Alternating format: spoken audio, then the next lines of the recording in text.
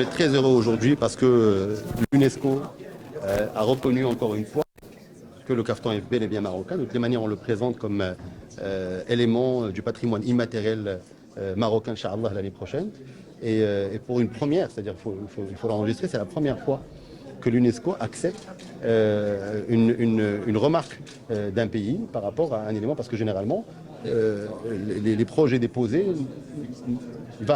l'esprit qui règne au sein de l'UNESCO et de par l'accord, la mise en place du patrimoine immatériel, c'est que chacun doit protéger son patrimoine.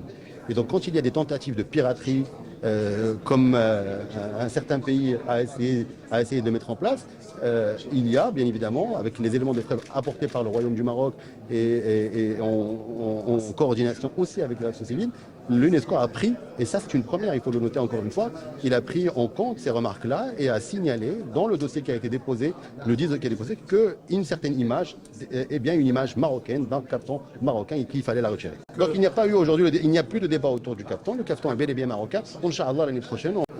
Aujourd'hui, c'est ce que j'essaie d'expliquer depuis un petit moment. Il faut différencier la reconnaissance de l'UNESCO, qui est une reconnaissance de principe, et la protection juridique qu'on essaie de mettre en place avec l'ANPI à Genève, où là c'est une protection juridique de tous nos éléments.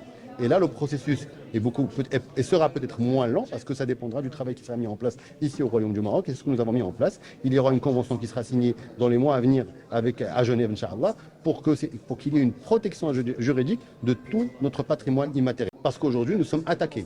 Nous sommes attaqués sur notre patrimoine immatériel, sur notre histoire. Et comme vous le savez, c'est des tentatives de tout simplement, non pas pour déstabiliser, mais tout simplement pour cacher une certaine réalité politique par certains pays, ou par certains pays, un pays.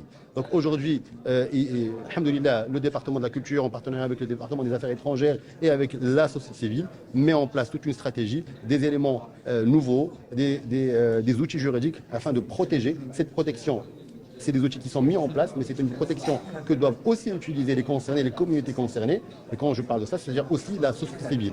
Ils doivent recourir à ces outils-là pour pouvoir intenter un procès, pour pouvoir mieux expliquer à certaines instances le pourquoi de la marocanité de certains éléments. Aujourd'hui, c'est important, demain, ça peut être autre chose. Vous le savez, certains pays n'hésitent pas à aller vers tout et n'importe quoi pour essayer encore une fois de déranger. Mais alhamdoulilah, nous sommes dans notre droit, nous sommes dans notre histoire, nous sommes dans notre parfait droit, oui, de notre parfait droit de protéger ce patrimoine afin de tout simplement le donner aux générations à venir.